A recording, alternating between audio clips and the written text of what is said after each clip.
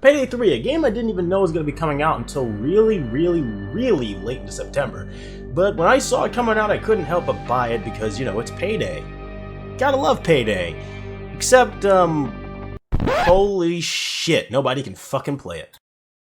I'm gonna stop with the whole explicitive thing. We're gonna be a little more professional this time. Yeah. So, let's get down to brass tacks. Payday 3 is currently unplayable because the servers are still down, and quite frankly, they really should have seen this coming. I mean, you not only had every person who played the beta and also playing early access playing Payday, which again, is probably a lot of people considering Payday is one of the few games that allow you to heist and rob banks on a mass scale, which, by the way, is pretty dang ambitious and big for itself, but it still pulled off successfully.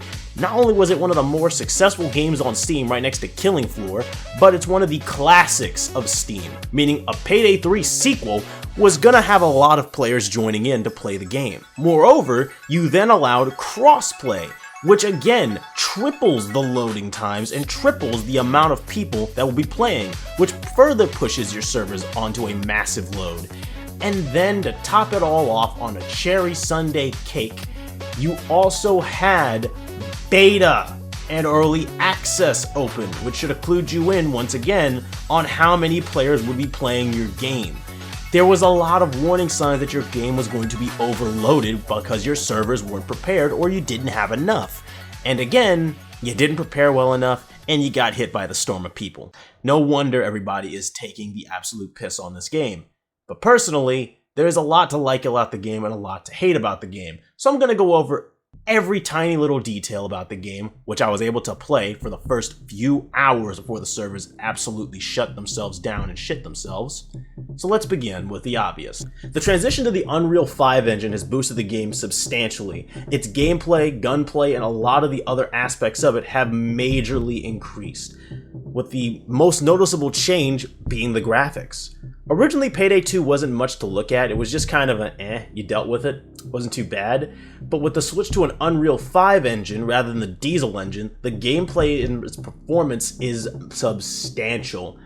No longer do you have to worry about desynchronization as well because servers, again, which is a pain in the arse I'll get to later, but the more important part of the whole game itself is how it performs with all of these things.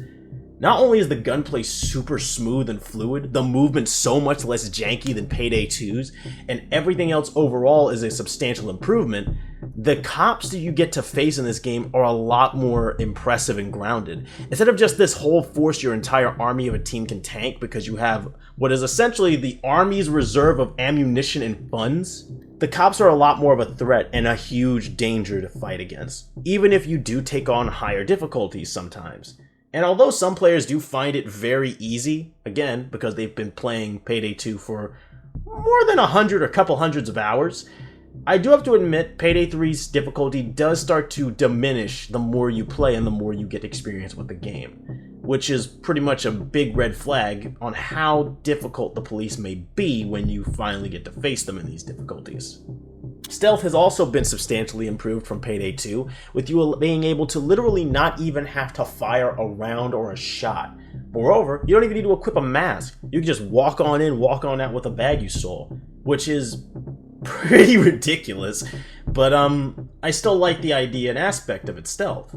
It's a lot more simple, a little more complex too at the same time, and at the way you can look at it, it's pretty darn impressive.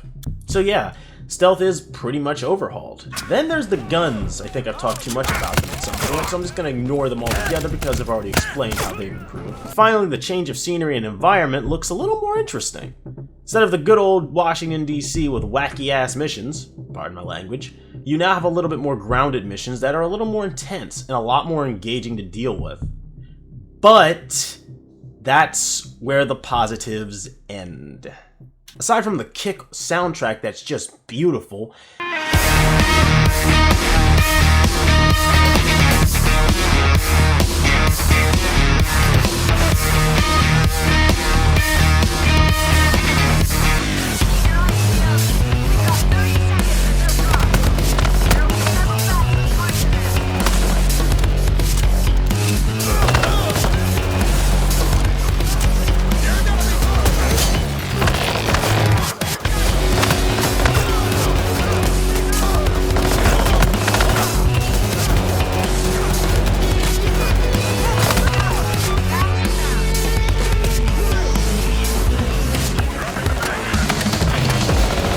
The game only came out with 8 maps.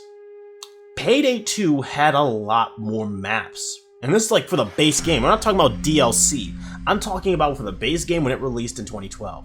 It had so many more maps you could play on. Firestarter, Rats, Watchdogs, even some of the bank heists, although different variants, still were pretty interesting to deal with all kinds of new and unique threats.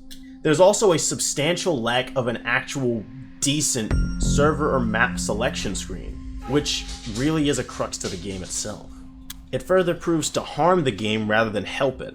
Then the switch from peer-to-peer, which thank God no more peer-to-peer desync, to servers that are always online is a major step backwards. This means even if you want to do a mission solo, you can't unless you go through the online servers and matchmake a solo invite-only game. Which ultimately makes absolutely no sense if you're doing something solo. Following that is the grind of Payday 2 slowly leaking into Payday 3. Although Payday 2's skill system did get revamped at a certain point in Payday 2's supporting development, Payday 3 is probably going to have that same exact problem, as it's going to definitely need to be redesigned after a bit. And more importantly, looking at the menus, it's very obvious to see that controllers were very well kept in mind rather than PC controls.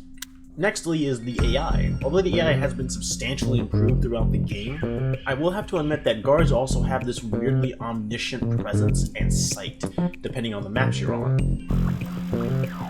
Now you can get into the display cases on the upper floor. E5, I need to go to E6. E6 is over here. This guy does patrol. What the fuck are you checking out now? Did he just enter the... If he entered the fucking exhibit and he finds the dead bodies, I'm gonna be so fucking pissed.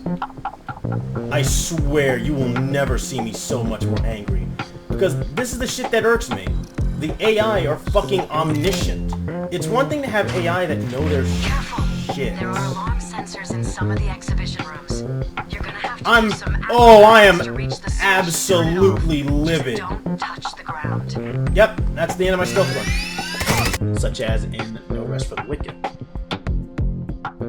Now, some maps are weirder or more weird than others, with some of these NPCs being able to have these omniscient visions, but that's besides the case and something minor. What isn't minor is this very well thought out trade system to buy you more time, which depending on what route you do is very helpful, and I'll give them kudos for that. But with how the rest of the game can fare, it can be very odd.